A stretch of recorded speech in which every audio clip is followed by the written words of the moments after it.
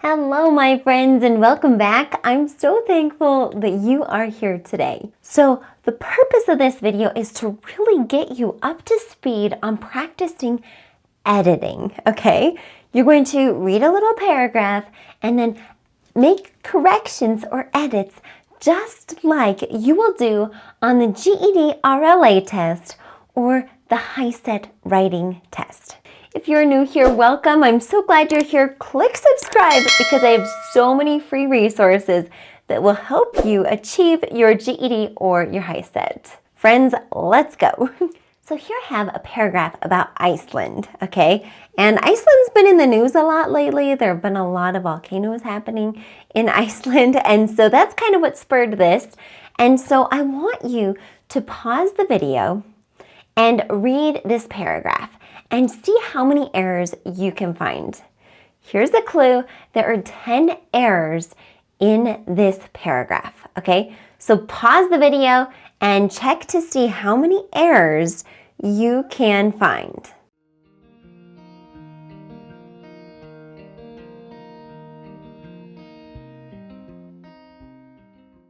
Okay, my friends, how many errors did you find?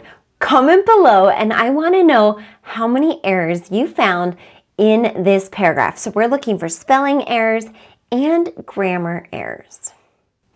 Sometimes it helps to read out loud, so I'm going to read out loud. We have Iceland and Nordic island. Okay, our first error. So we have Iceland, a Nordic island. Now because we have the or and right before Nordic has that N, that capital N, so it's really important that we have an A before the N instead of an before the end. If it was just island, if it said Iceland, an island nation, then we'd stick with the and. In the North Atlantic is renowned for its stunning landscapes. Okay, this is where our second error is.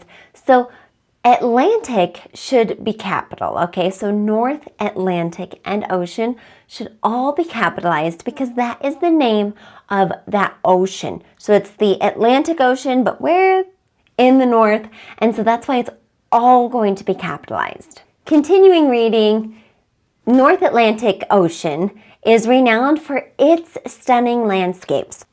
So this one here is ITS, not IT apostrophe S. Sometimes those its can be a little bit confusing. So IT apostrophe S is a contraction for it is. But here the its is really showing ownership, okay? So for its stunning landscapes. Whose stunning landscapes? It's, right? Iceland's stunning landscape. So that's just an ITS.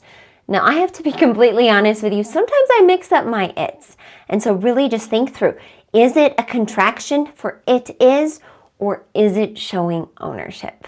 For its stunning landscape shaped by glaciers, hot springs, and volcanic activity.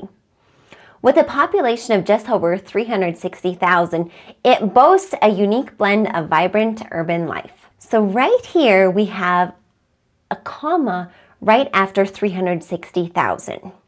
So I want you to notice the beginning of the paragraph, with a population of just over 360,000.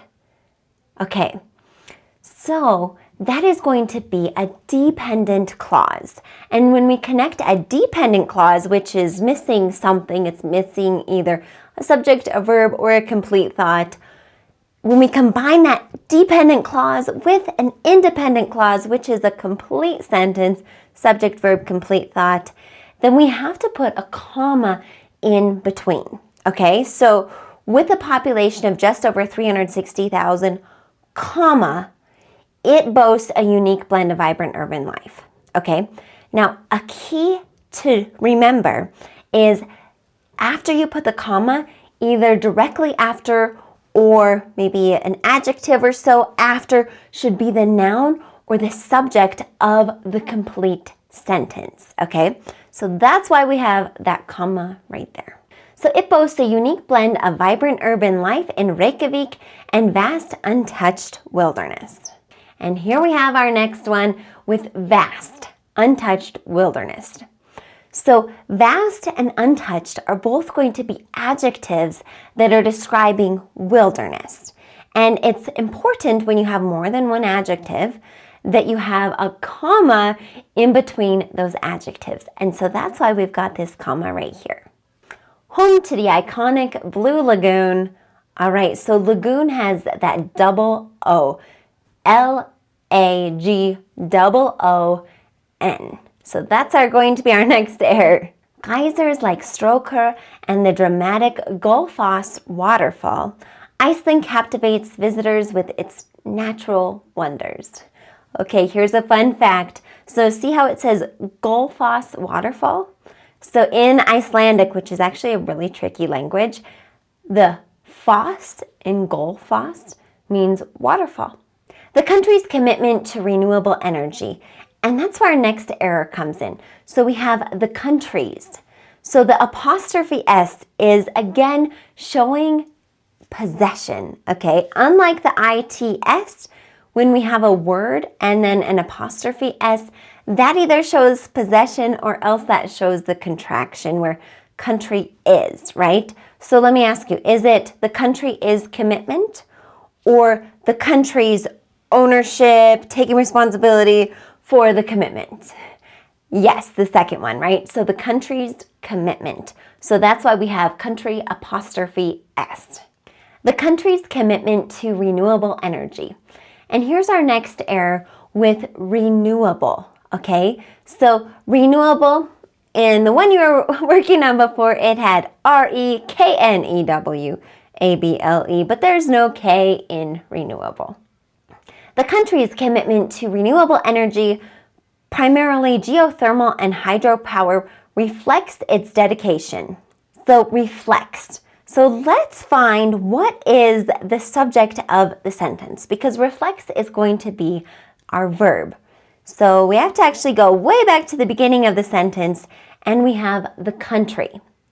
So the country reflects, not the country reflect, okay? So how many countries do we have here? One country. So if it's one country, we have to make sure that our subject and our verb align. So we have the country reflects. So the country reflects its dedication to environmental sustainability. Iceland's rich cultural heritage adds depth to this enchanting Arctic island nation. And there's our last error, which is island. We need it to be I-S-L-A-N-D for a complete island.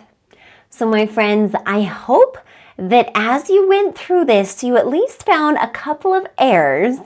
And then with my help, hopefully you have a better understanding of those 10 errors so that when it comes time to take your GED or your HiSET test, you are able to go through and find errors a little bit more quickly. But let me tell you, friends, when you're taking the actual test, you're not going to have to be searching in a paragraph for the errors like we did in this example. Instead, you're going to be given, here's an error, and here are several options. What should you do? But this definitely should help you as you just practice going over correcting errors. And when you're doing your writing, it's going to be really important that you actually make those corrections on your actual essay. So I actually had the opportunity to go to Iceland, and here I am at the iconic Gullfoss waterfall. And of course, I'm the type of person that makes funny pictures like this. So I hope that you enjoy me drinking the waterfall.